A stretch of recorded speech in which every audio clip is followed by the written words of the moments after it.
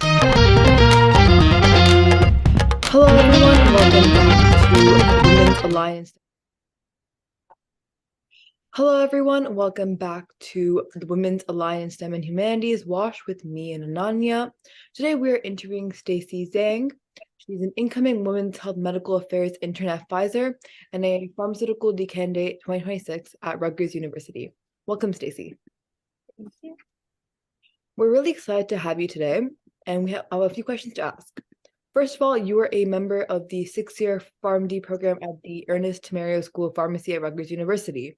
Can you tell us what this program is like? How did you find yourself in this program? What tips do you have for anyone hoping to enter this program? Yeah, so I am in a 6-year accelerated program at Rutgers University.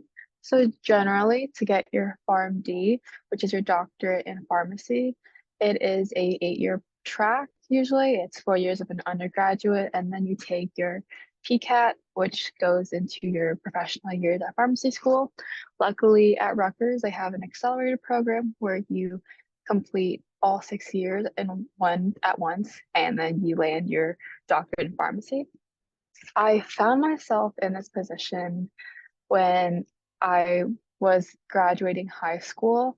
Um, Unfortunately, I was part of the class of 2020 where we had COVID and like we didn't have the chance to go visit schools and really get to explore all of our options as other grades were able to. So I found myself at Rutgers out of convenience. But in terms of pharmacy, I knew that I always wanted to do medicals, like something in the medical field. I love interacting with people. I love talking and making people feel better. And I feel like that's the basis of healthcare. So that track was always guaranteed for me. As for what field I would go into, I never really understood what it would be. However, just ideally, I didn't want to be in school for too long. I didn't want to like gamble first day with my education. So I thought going into my 6 years in pharmacy was a great in between. On top of that, I went to Edison High. So it is a great and like huge school. There's like 500, 600 kids in each grade. I knew that I loved the big school, but I also wanted my education to be focused. So pharmacy is a great medium where it's a really small school inside of Rutgers, which is ginormous. Was there any other question that I missed? Nope, that was great. Yeah, those are all really great points. Speaking of your time at Rutgers, from your LinkedIn, I saw that you are a undergraduate research assistant at the at a female reproductive biology and toxicology lab. From what I saw on that lab's page, they focus on environmental constraints on women's reproductive health and like ovaries and associated ovarian functions, menstrual cycle and fertility, and like a lot of other interesting topics.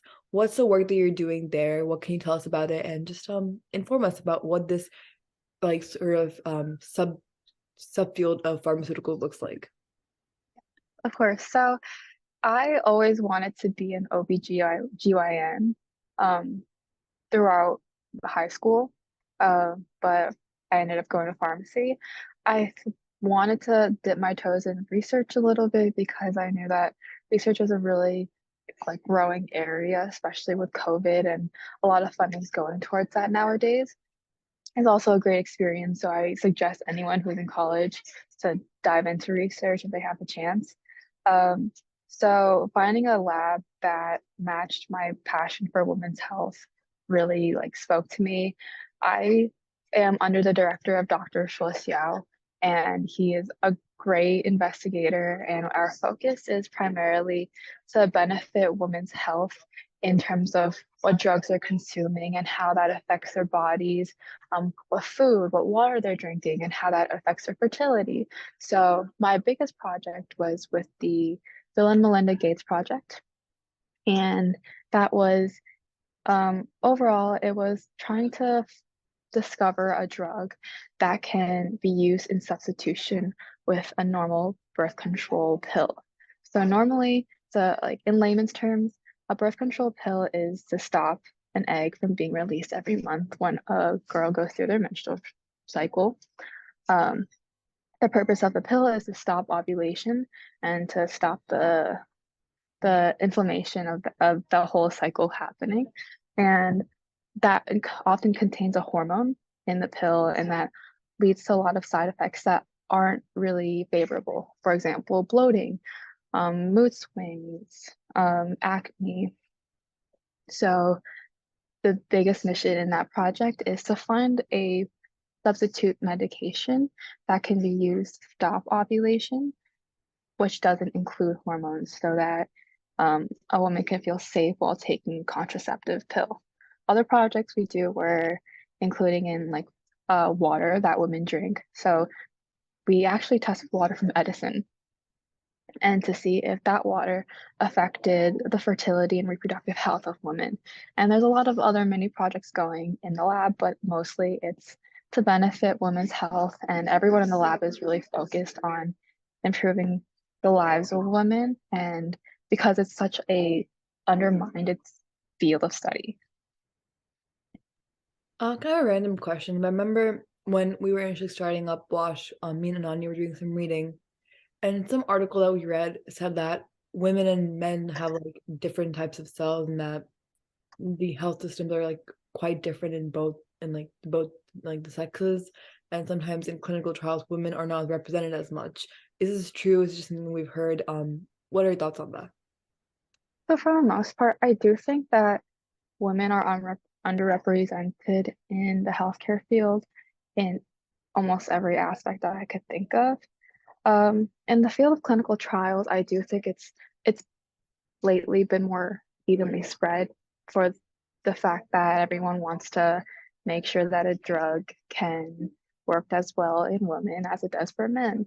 But it is true, there is very different reproductive cycles, however, due to the amount of hormones that each male or female have. But um, I do wish there were more studies for female reproductive health or any terms of focus for female women's health, because it's not very prevalent in still in today's society. Yeah, that's a great point. And moving into the more women's health aspect, also in LinkedIn that I saw you are the fundraising co-chair and co-chair of the Movement for Women's Health and Awareness at the Phi Delta Chi frat. Can you tell us more about what this frat does, what your role in that is, and just the overall vibes? Yes.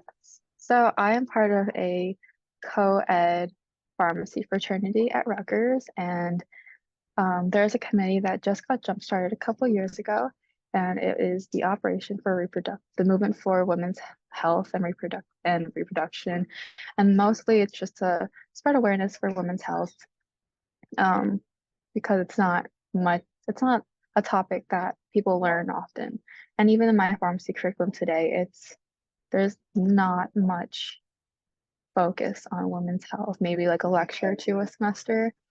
Um, So what I did for that was I like collab with other organizations in the pharmacy school, and we did a lot of patient outreach. We would do presentations for health classes at Newark high schools, or we did fundraisers. We raised $2,000 for an organization called Women to Women, or Mothers to Mothers, I think. And it was to raise money for mothers in third world countries who have HIV and AIDS. And they unfortunately also have children. Because of that, they also have HIV. So it was to promote work for them so that they can have a sustainable life for themselves and their child, even though they don't have the right treatment for their disease. Um, a lot of it's like menstrual awareness, or lots of like little fun little initiatives in Rutgers just to spread a little bit more awareness in the community. Yeah, that all sounds really important. Just a fun little question. When you say like a pharmacy frat, like is that like an actual like frat? Like what's the culture in a pharmacy frat? Yeah, okay. So uh in college there's a lot of Greek life, and at Rutgers we're very fortunate to have a lot of different types of Greek life. So in the pharmacy school, we have a professional fraternity. So there's service fraternities where they focus on volunteering, and there's Panhellenics, and there's cultural fraternities or sororities that focus on ethnic cultures and backgrounds. And mine is focused on professionalism and growing yourself, a lot of professional development, understanding the field of pharmacy and being able to network, understanding networking. And it's a really good environment. It's like having friends with a common interest and background in one. There's a pre-med fraternity, there's an engineering fraternity, so there's really everything for everyone. Yeah, that sounds cool. I've like heard of frats before, like the business frat, but I've never heard of like this. Yeah. Oh, that's cool. Okay. So last thing I want to ask like about like I guess your specific professional field is that again, you are the gonna be the Pfizer US Women's Health Medical Affairs intern this summer. Can you tell us more about what that is? What are we excited to do in this internship and just all your thoughts regarding that? Yeah, so I am very fortunate to obtain this internship this summer. It's focused on a phase 4 study in a drug that Pfizer came up with and just got approved.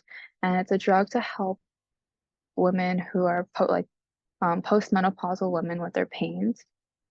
Um, Again, an area that's not very focused on because once a woman hits menopause, like what do they do? What drugs do they take? How do you deal with their pain? So my role really in this internship is to market this drug to doctors and to study patients who are taking this new drug and to see if is it working, what issues are having, do they have any concerns about it, and then also talk to other key opinion leaders like doctors, um, pharmacists, marketing, the whole drug market, just to see how can you improve this drug and come out with stats so that you can continue marketing the specific drug further and beyond. Another part of it is just a lot of more community outreach. Pfizer is a great company, not just because of COVID and the vaccine, but because they really focus on like women's health, mental health, um, a lot of areas that you don't really expect a pharmaceutical company to focus on.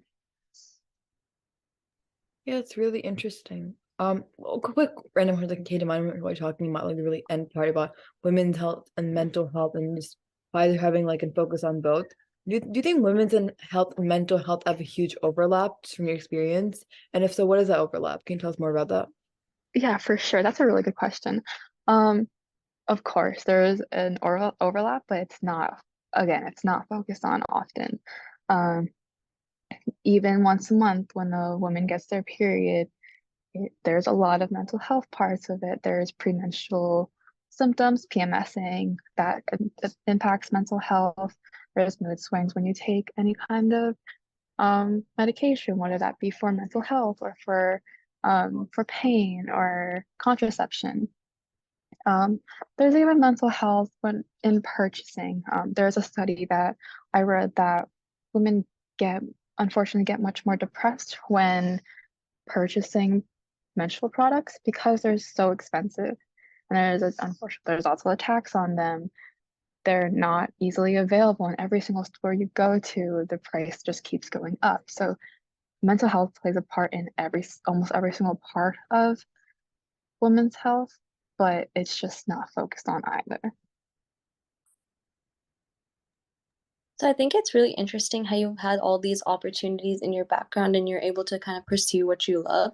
So how were you able to decide your major and like this was the field that you wanted to go to during high school? And was there any point in time when you felt like switching your major? So in high school, I never really knew that I wanted to do pharmacy. Um, I the only pharmacy school that I applied to was Rutgers, and I luckily got in. And it is a very competitive school, but I think it's a great route to consider. I actually never considered it until the last week before decision day. Um, I committed to Rutgers Pharmacy like the week before because I was like, let's just see what happens.